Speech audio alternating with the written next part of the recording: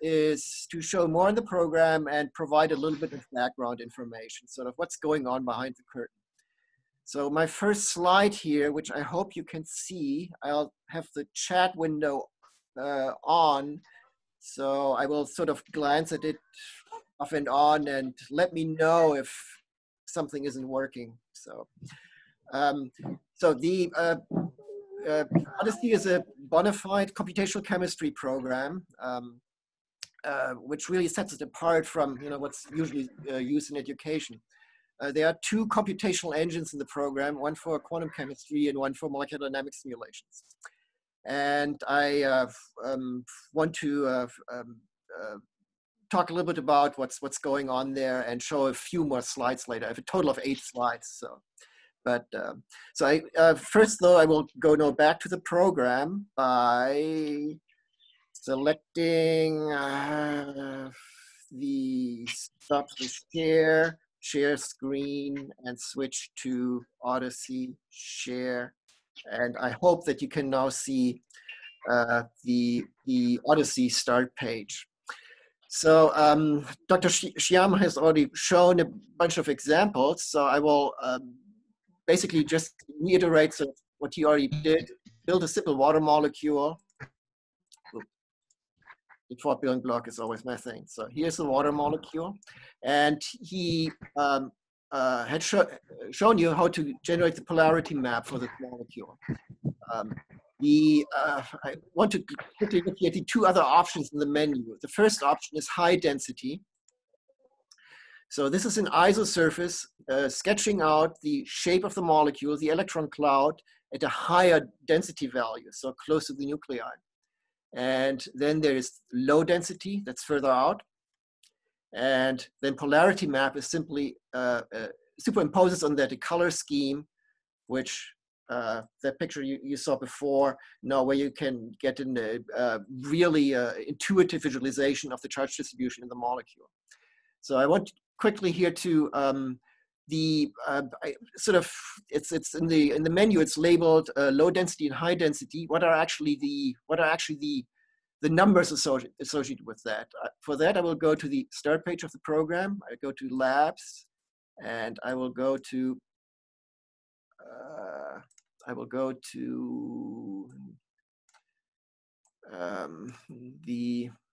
I have the complete list, and I will go to electron sharing and molecules. So this is one of the content pages in the program. There are hundreds of pages like that, where here there's a pre-calculated for water molecule different isosurfaces of the electron density. And here you see numbers. How much of the density is actually enclosed by the isosurface.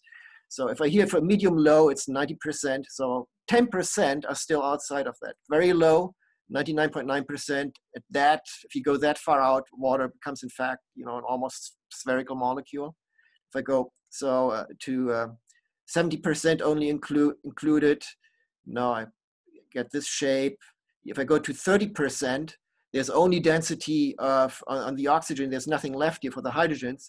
This is what you would see in an X-ray diffraction experiment, where you can only see the heavy atoms. You wouldn't see the hydrogens.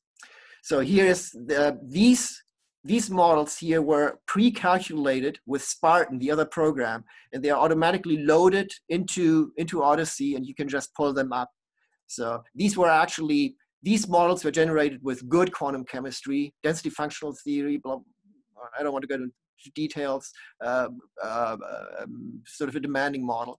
If I do it on the fly, this here was, if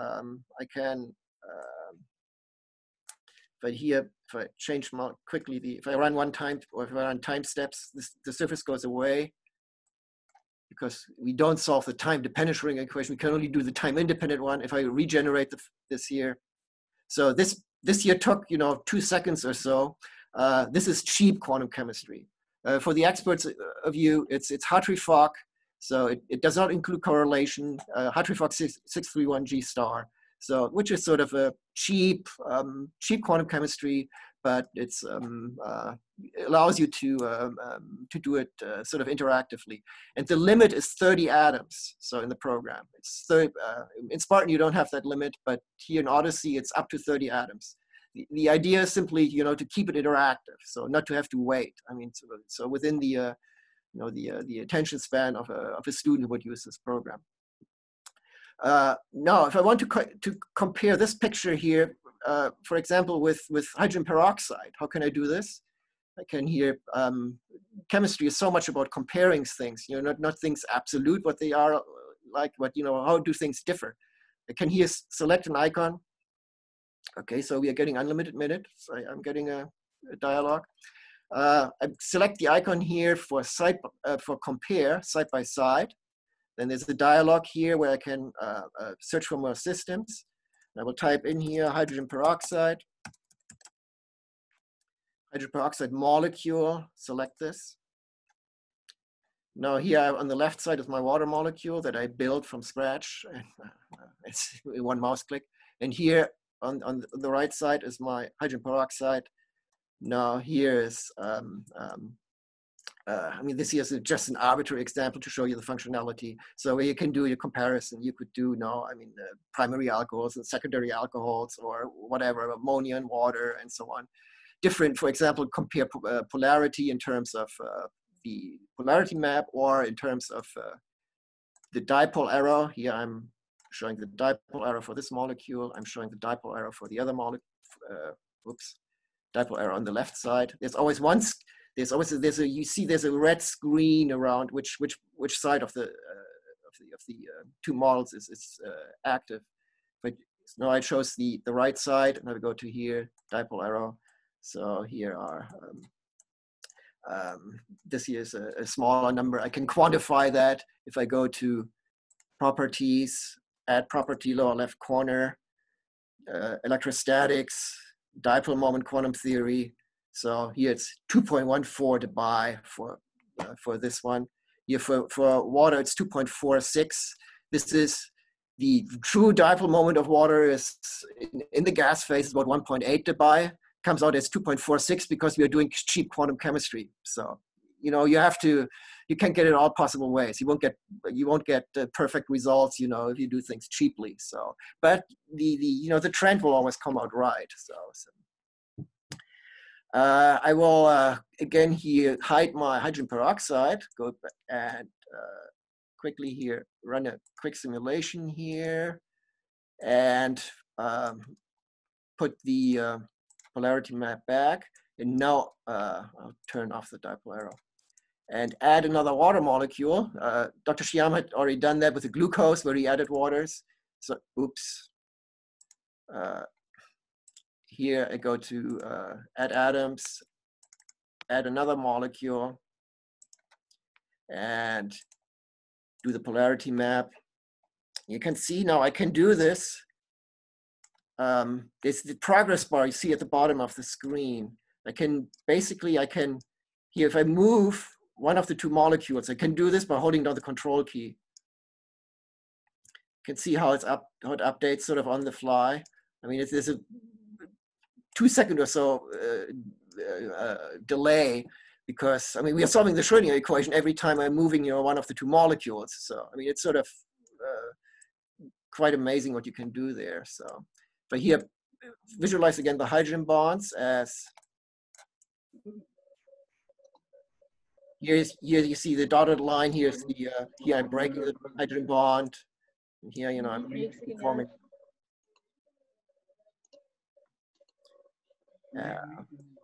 So if I add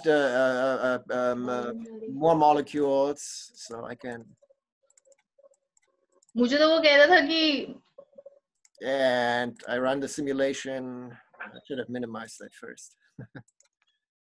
I'll do this again. I'll do a bunch of molecules. Minimize. Should always be the first step. And if I now run the simulation and have the hydrogen bonds here, I can slow the motion down. And I have, you see here, how they spontaneously stay together, because of hydrogen bonding. If I stop the simulation here, another visualization feature, if I select lone pairs below hydrogen bonds, you get a cartoon representation of the lone pair positions in the molecules. This is sort of, that was something from as a serious computational chemist, you cringe a little bit if you look at the picture, but that's, I'm saying it's a cartoon. It's not, this is not, doesn't mean that, lone pairs are, they're two little spheres, they're floating around in space. It's something to indicate, where the lone pair positions are in the molecule. And we included this sort of because of great demand by instructors. So even though it's a very, very cartoonish representation. I'll turn this back off. And now to go from a water cluster to liquid water, I'll do this, you can do this sort of similar how Dr. Xian built already a model of air. I go to simulation cell. I go to liquid and make it a density of 1 gram per cubic centimeters. And instead of 7 water molecules, I make 50 molecules and click apply. I'm generating here on the fly now a simulation box where I can hide this. And this is in fact a bona fide model of water. If I switch to the space filling style, you can see here there are cavities in there and stuff, but it's basically the molecules are, compact, close, sort of irregularly, in a disordered way, packed inside the box. If I go back here to ball and spoke, here's a useful feature. Whenever I have a system like that, there's lots of detail there. How can I focus on just part of the system? I pick with the right button of my mouse, I pick just one oxygen atom, and I select a set clipping center. And now I'm only showing inside of. And here you can see I can change the radius of the clipping sphere. So here it's the entire system. And here I'm now just showing the local environment. And I can even run the simulation while this is. So you see here the typical fourfold coordination that we in perfect in ice, but this retained even in water for that is associated with all the unique properties that water has. So your style clipping I can turn off. Here's a complete box clipping on. So let me show you. So this was a little bit more complex simulation. For that, I'll go to here to the miscellaneous section, here the toolbar, and I go to blood sugar regulation, the medicine section of the program. So here's the glucose molecule. Dr. Xiam had built it from scratch. So here's now glucose literally now in the simulation box with, I don't know, 100 or 150 molecules surrounding it. And glucose dissolves, in huge amounts in water because it seamlessly fits into the hydrogen bond network of the solvent. So this here's the little topic here is blood sugar regulation. So now insulin, the hormone that is, controls that. Here we, see a molecular dynamic simulation of insulin, the model that you can basically get from the protein data bank, PDB. Any PDB model you can pull in as a PDB file and it will show effortlessly. Some of them we simply included with the program. And what we then did is, simply clean them up. Most of the stuff in PDB actually has gunk in it, and counter ions and water and all kinds of, and sometimes acetic acid and stuff like that. We cleaned that up, but otherwise, it's sort of a straight PDB model. You see here the alpha helical shape of the molecule, and with the disulfur bonds and so on. I will now for a minute go to stop this share and share again my PowerPoint. Share and go to the next slide.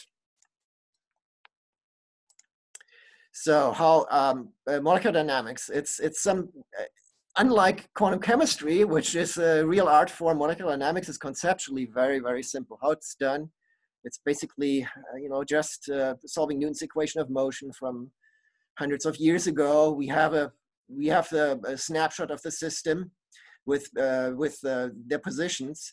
We have an energy function, this function of the positions of all the atoms in the system. The gradient of the energy gives us the force. From the force, we then get an acceleration. That means velocity over time. And we can use this in order to find a new position. And then we just have to iterate that. Pretty straightforward. The typical step size for this is 1 femtoseconds. So you can run, when you're watching the simulation, you typically will see things happening on the order of, 100 steps per second, wall clock time or so. With the step size of 1 femtosecond means you can really reach a time scale of picoseconds. Dr. Shyam already said that, or up to nanoseconds. If you keep the system simple enough and run long enough, nanoseconds are also achievable. But you can't go further. You can simulate chemistry that genuinely requires microseconds or seconds or something like that. It won't happen. I mean, everything's on the molecular scale. The limiting factor is the high frequency vibrations of the molecules. Many people are unaware of the fact that this is actually a very, very old technique. It's just sort of unknown in the world of teaching, which is a shame because it has been around now for over 50 years. First simulations using continuous potentials goes back all the way to 1964, which was Anis Rahman from India, who is unfortunately no longer around. The first sort of correct, in quotes, simulation of water already in 1971. It was a long time ago. First million particle simulation, 1987, billion particles in material science, over 20 years ago. Along those lines here, if you now, given what we are currently dealing with, here is this is here, the absolute frontier, the coronavirus simulation, which was just carried out March 12th and 13th for 2 days of supercomputer time on one of the two supercomputers in Austin, at the University of Texas in Austin. So this is apparently an all-atom model of the virus envelope, not the complete thing. That would be even more, even much bigger. But already this 200 million atoms, they have simulated this. Apparently, they got to a nanosecond time scale, and this was all run on 250,000 cores. No, it may sound like overhyping, but it's true that the program ODYSSEY is conceptually exactly the same that was used to do these simulations. Everything is much bigger. It's astronomical compared to what ODYSSEY can do. While I'm doing this presentation, I'm using a Lenovo laptop with 2 cores. So I'm off by a factor of 125,000 from what was used to simulate the coronavirus there. And I don't have enough memory, to represent 200 million atoms. But otherwise, actually, the complexity of the models is about the same as it's used by ODYSSEY. The devil is in the detail as usual, but it's very, very similar. Here, the headline, coronavirus massive simulations completed. You have to take that with a grain of salt. I mean, yes, the simulation was carried out, an initial simulation for 2 days. The research, of course, is not completed at all. It was just initiated. So, but, it's a little bragging there. So that's by using a tool, dynamic science-based molecular visualization tool in education, students get to use a tool that is very similar to an actual research tool. So that's different from, so many other things which are sort of rather toy-like that is used in education. This is the real, it's all packaged to be easy to use, and we keep all the technical details behind the curtain. but it really mirrors the actual research tool closely. So, which is you know, a very motivating thing for factor for many students. I'll close my PowerPoint and go back to the program. Stop share and share screen, go back to ODYSSEY and do a share, and hopefully I'm back here by my at my simulation, and want to show you in the second half of my 40 minutes a few other things in the program. I'll go to the you see, by the way, here you can have all these pages. It's like a book where you can have multiple pages open at the same time. I mean, here are eventually you'll run out of memory, but you can you don't need to close, you know, the models that you have open. So I go back to the home page, and I will go to labs, and here go to examining reaction mechanisms. So this here's an example now, which is not a molecular dynamics simulation, but an animation, but based on high-level quantum chemistry calculations with using density functional theory and so on for the hydrolysis of the fluorine equivalent of phosgene, COF2, carbonyl difluoride. So if I scroll here through, and all this was calculated with Spartan. So you can, if you have Spartan, you can, in principle, you can calculate the sequence. It's going to be, there's really a learning curve now. See, you have to know the program very well to do this, because it's you have to define exactly, you know, the right reaction coordinate and so on. But if you do that, so it's generated with Spartan. Spartan was the authoring tool for it. And if I here, yeah, I can now show the electron density as the bonds here break and new bonds form, and I go here from the reactants to the products. You always have the option here, different styles for the surface, for the iso surfaces. Here's the mesh style, or here's a solid style.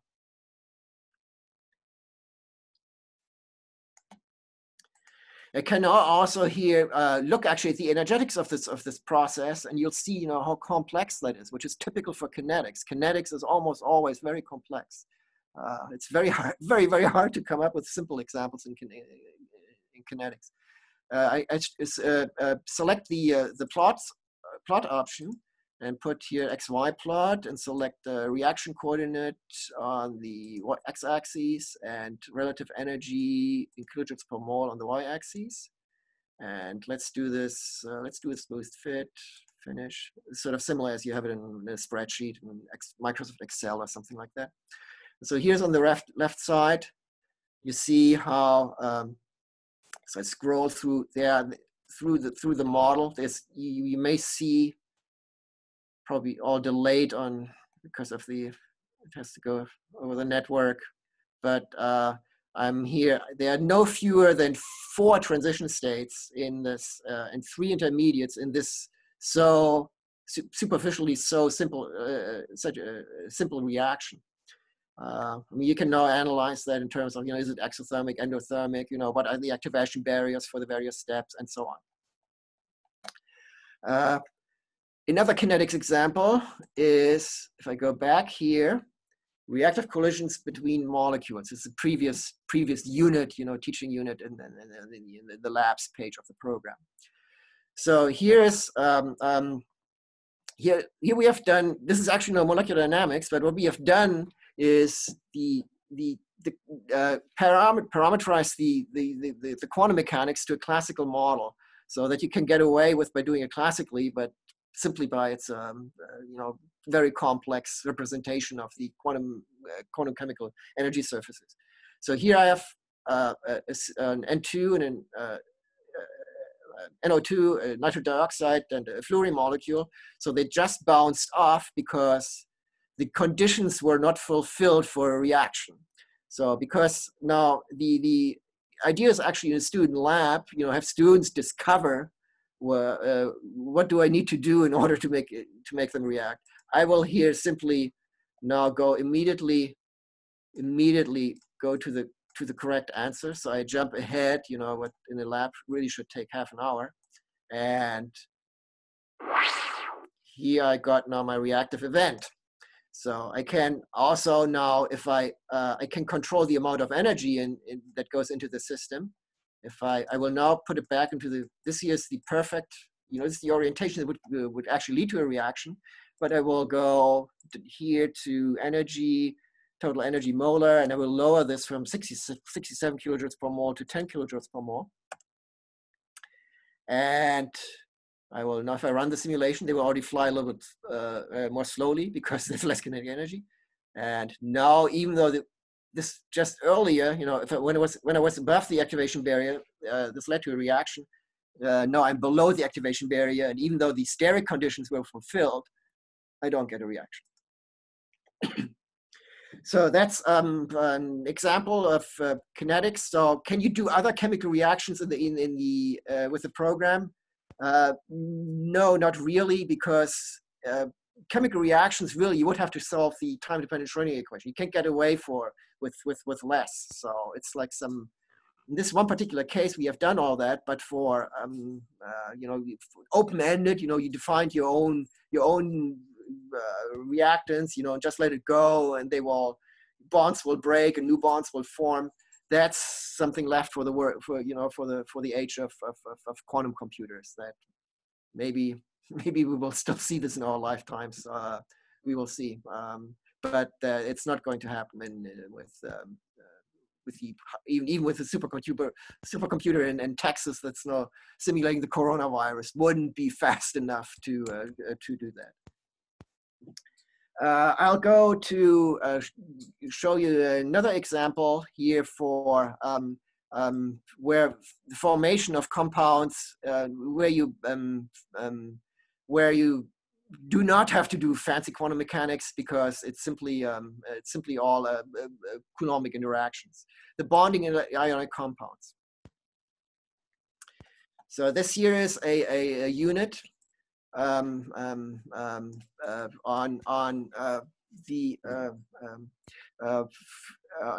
bonding in basically sodium chloride. So there is if I start the simulation, I should check on the chat quickly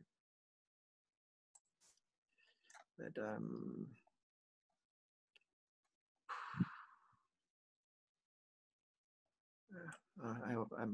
I lost the chat window dialog, so I hope everything is fine. So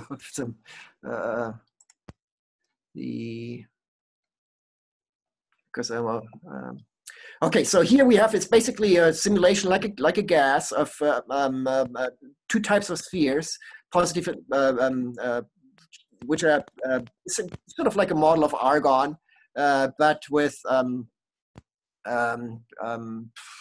two types of argon that, you know, it's just some of them are blue and some of them are yellow. Now, if I put charges onto these, if I go to the charge dialog here and put positive charges on both of them and run the simulation.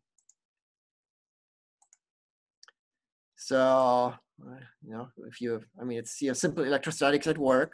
Now, if I put only the charges on one of them, so you see here, you can, have students predict what the behavior would be. You can play all kinds of pedagogical games with that. Now, if I go here now, of course, the eventual goal is +1, -1, and I do OK, and run the simulation. And you see here the spontaneous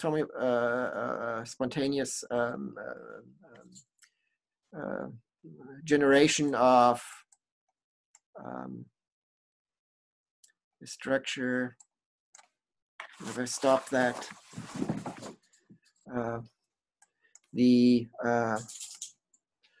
and compare this with sodium chloride. You see here, this is the perfect model, and here I've generated I'm generating the same model sort of on the fly. Here are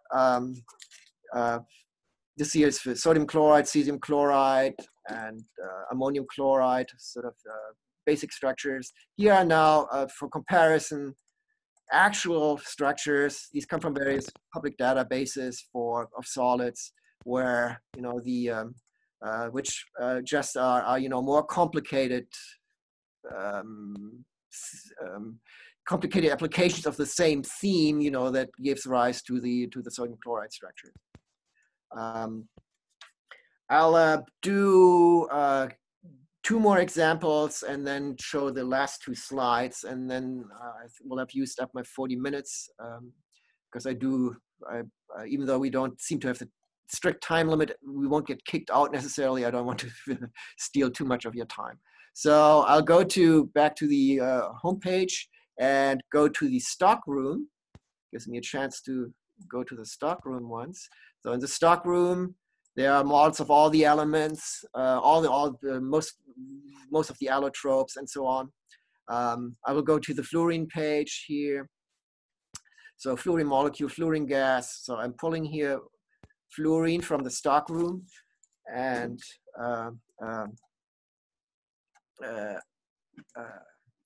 if I run the simulation, so obviously this is not something you would use fluorine in a teaching lab. No way you would do that. So, and if I can here, first of all, here a few more. I can highlight motion in the gas phase by here putting trails on molecules.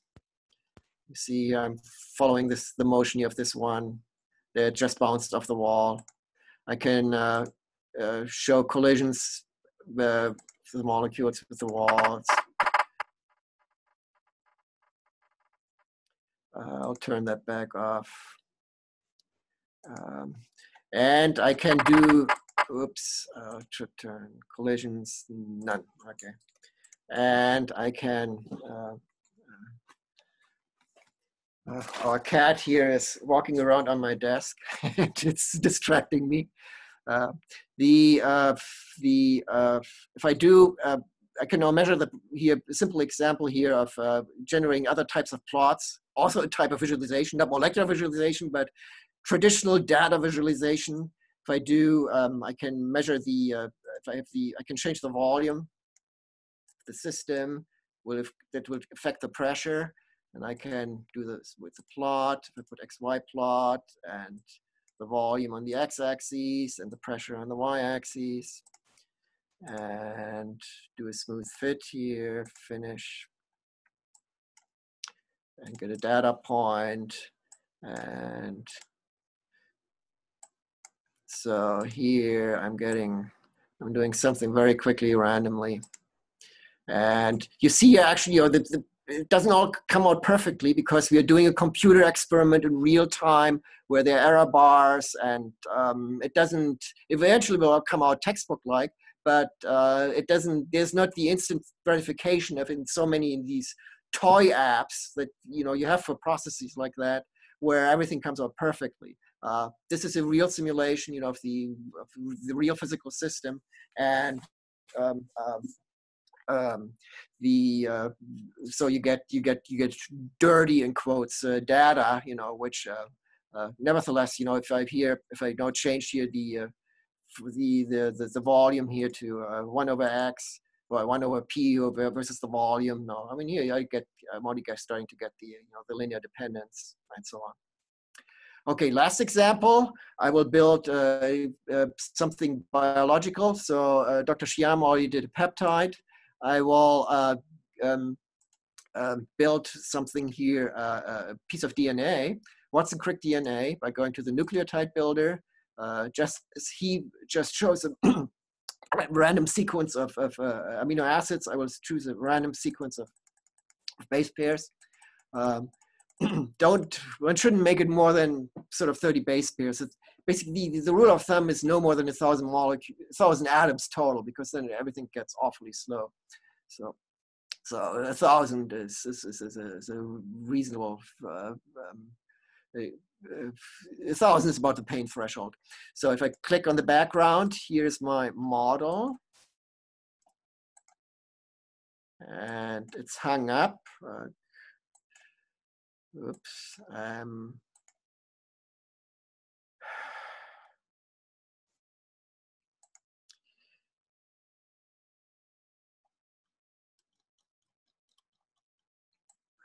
And I can do the same game that here with the ribbons and here by secondary structure.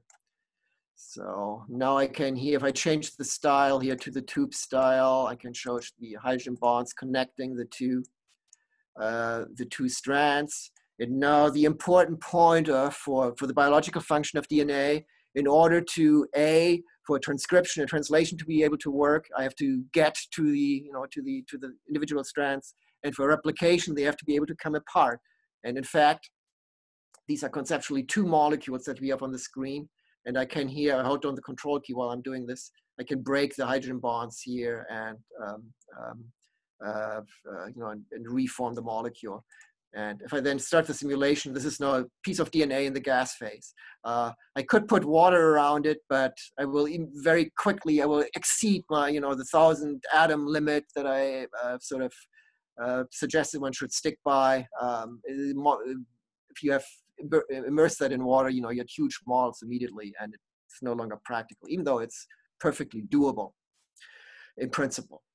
Okay, I'll leave this as the last example and go back one more time to my slides. I close this and stop share, screen sharing, share screen, and I go to my slides and share. There we are.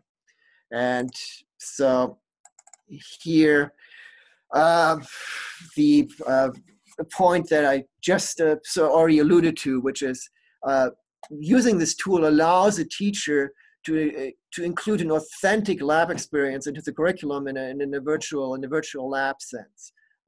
Because authentic means they're imperfect data, and if you think about it, imperfect data aren't really a nuisance. They're desirable because that's what prepares students to deal with real-world problems, as opposed to solve textbook problems, following some recipe, and everything is always sort of highly mechanical. In the real world, you have imperfect data, and it's perfect for developing scientific reasoning skills. This slide here you just saw earlier, this is mirrors an actual research tool. And my last slide here is, last but not least, it's all visual. In this workshop, that was the theme, molecular visualization. So, good method to reach our majors and weaker students. I'm at 8 morning my time. I will shut down, and thank you for listening. And you can Yatinda, we will all be happy to answer questions. But I will now shut down.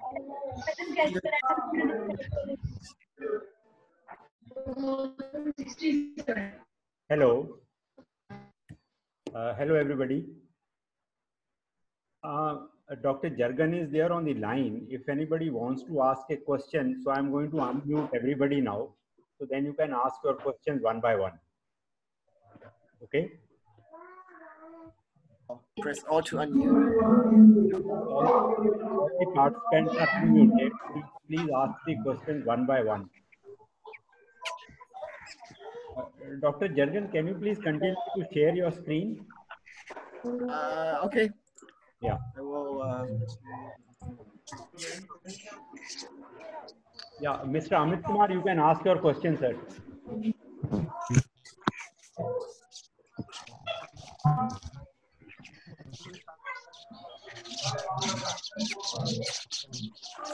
Hello? Yeah, Dr. Amit? Hello, yeah. Dr. Amit? May I ask my question?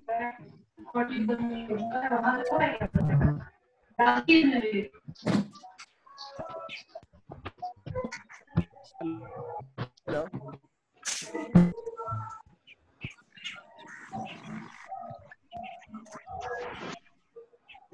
Hello. Hello. Dr. Amit? Yes, sir.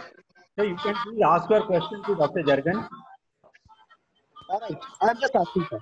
Sir, I would like to know PDB file corresponding to any other biomolecule can be obtained in this ODYSSEY software, can be worked with.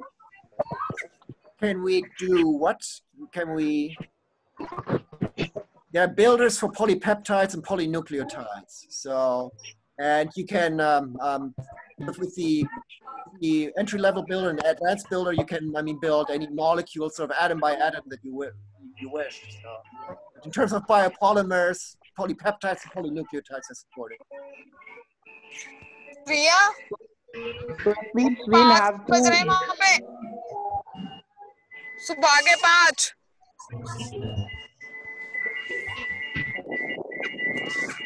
Yeah.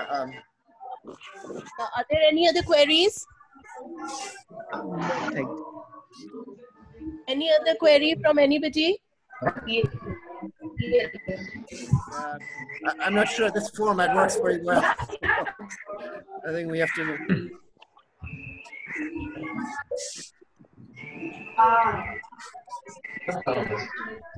Dr. Reena ma'am, can you please wind up the meeting?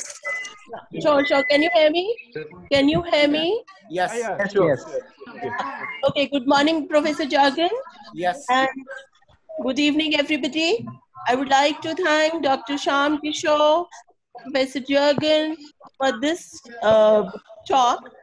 It's really a tough time for all of us. We are working from home, staying logged, keeping ourselves logged inside the home.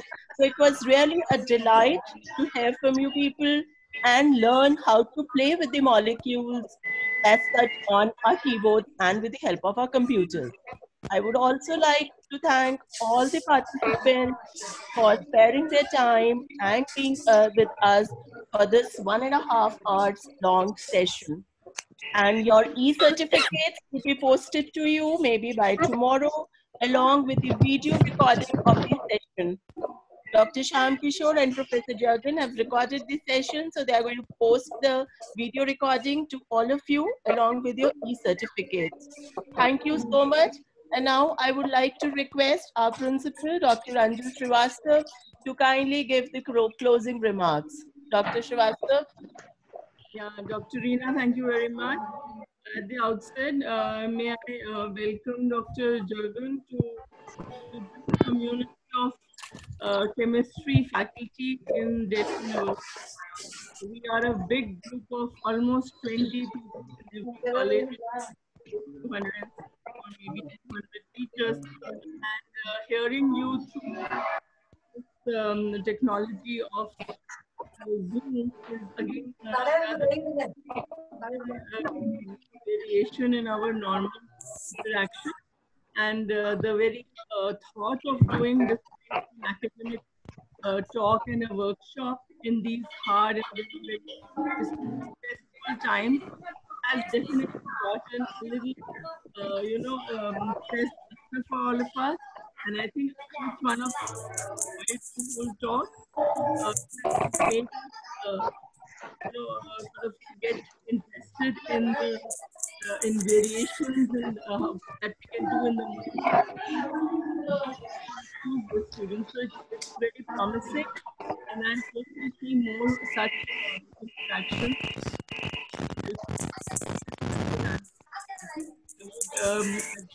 Also like to thank Dr. Shyam Kishore, Dr.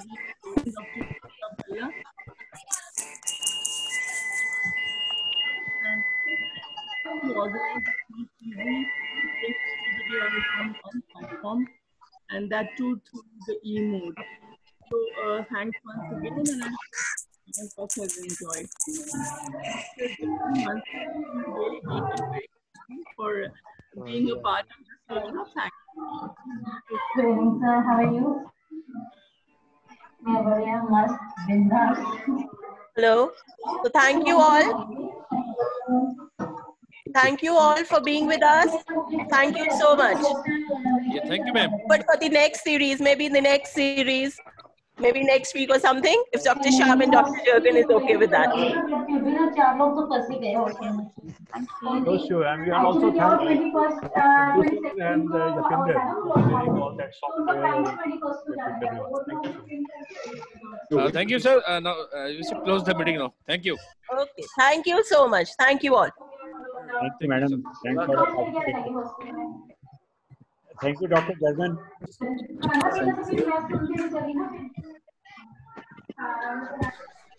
you.